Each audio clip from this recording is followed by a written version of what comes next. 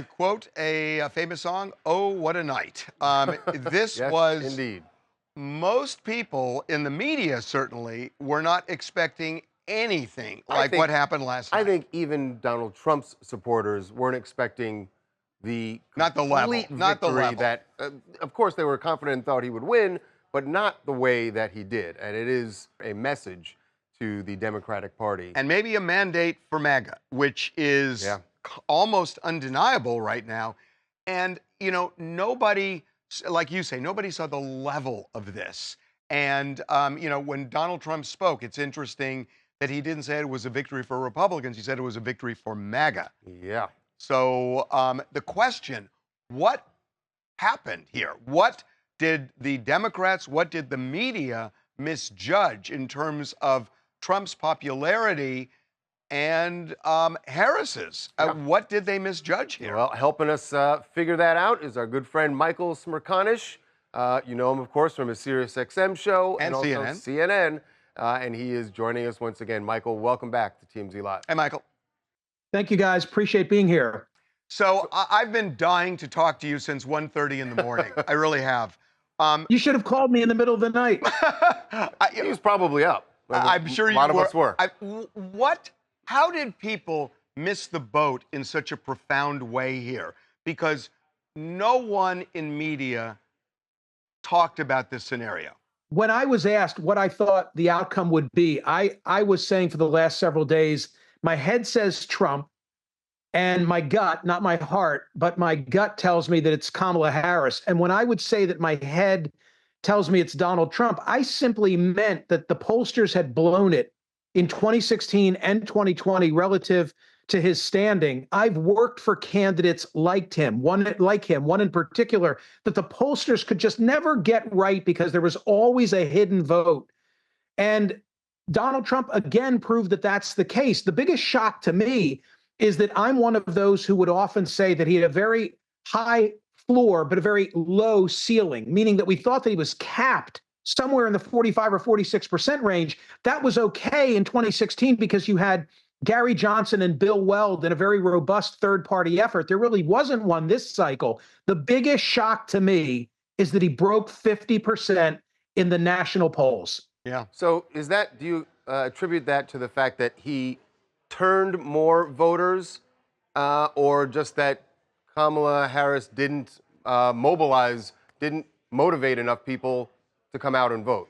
Charles, he was so dark in the last couple of weeks of the campaign. I never understood it. I'm in the suburbs of Philadelphia. This is the epicenter. I mean, I'm in Bucks County as I speak to you, and everybody wanted to know, how will Bucks County go? And Bucks County went for Trump, and Pennsylvania went for Trump, and the nation went for Trump. But he was so dark in the last couple of weeks, and I would say, why does he say that? Why does he make the comment about media shooting through the glass? Why does he make the comment about Liz Cheney and the 9 barrels that are trained on her? He's not earning any support among my neighbors, but my neighbors were never the intended audience for those comments. I think there was a method to his madness. He was seeking to get the 80 million who were eligible to vote in the 2020 cycle but didn't off the couch and out to vote. We're not going to know until the dust settles from some of these numbers, but my suspicion is you've got a lot of very low interest voters who came out and voted for Trump or wouldn't have come out at all.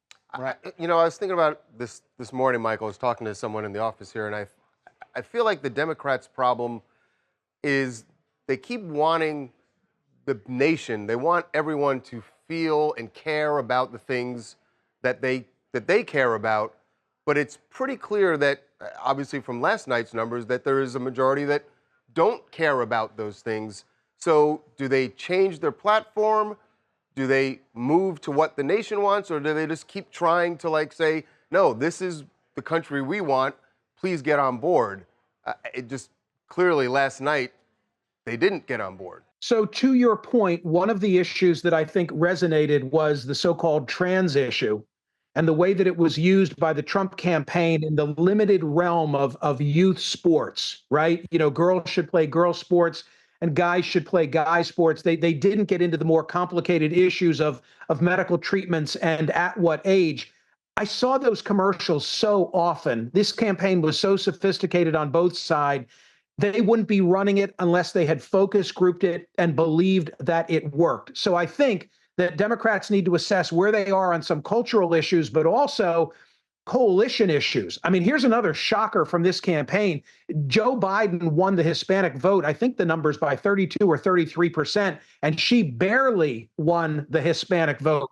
And for all the hue and cry about the comedian Tony Hinchcliffe's Madison Square Garden, admittedly appalling joke, right? I mean, if anything, you wonder was sort of the joke on those who made a mountain out of a molehill, because in the end, the people who were the butt of the joke, presumably, came out and supported Donald Trump in greater numbers than they've supported any other Republican candidate recently.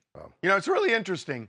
Trump said last night, I believe, my recollection, that this was a big victory for MAGA, not the Republican Party. Right. That kind of cements a lot in Washington, D.C., doesn't it?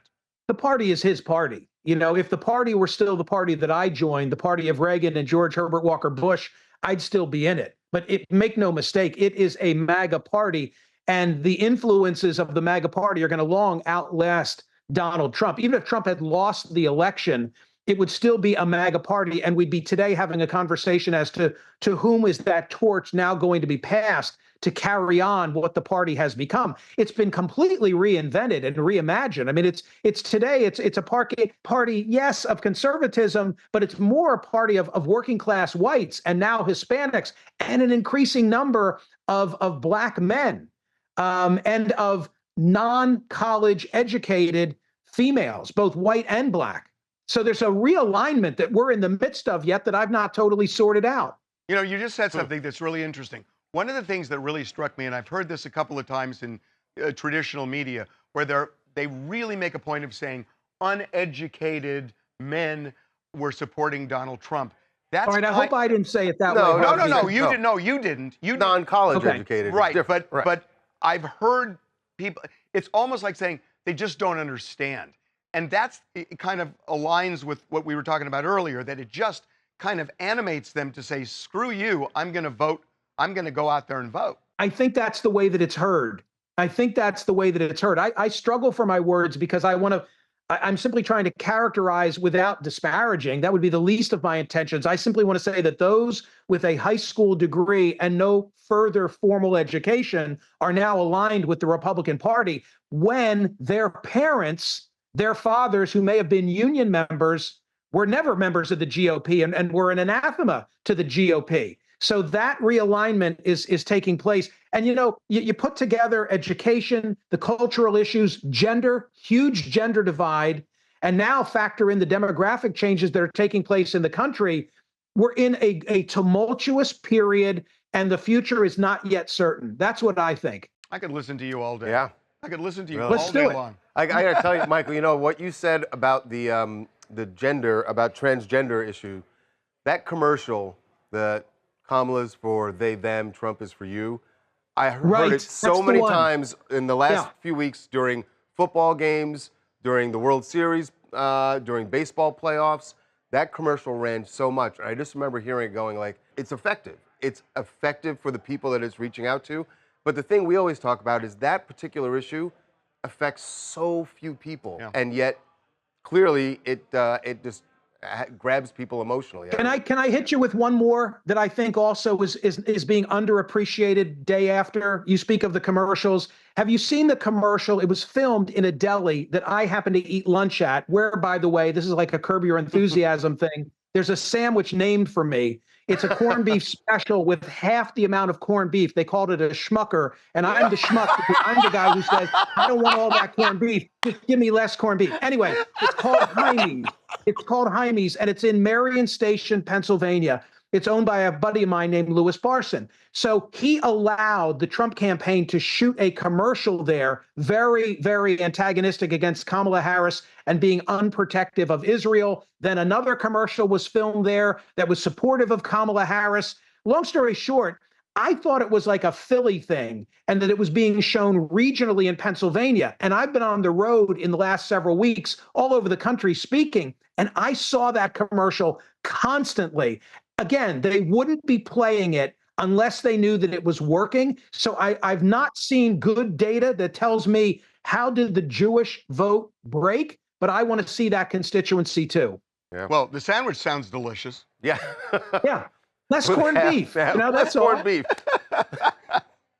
Hey, listen, we so appreciate Thank you you, coming Michael. on. I know this has been a long, long night for you, so thank you. Thank you, guys. Appreciate it. We got to mention his radio show. Absolutely. Catch Yeah, it please. on Sirius XM and weekly on CNN On Saturdays. Saturday mornings. Michael. And my free daily newsletter, which is my passion project, sign up for it. I pick the links. Never sell your data, nothing, just a free emailed newsletter every morning that gives you media balance, because that's what I strive for. A newsletter Excellent. and corned beef. Excellent. There you Full go. What else service. could you want?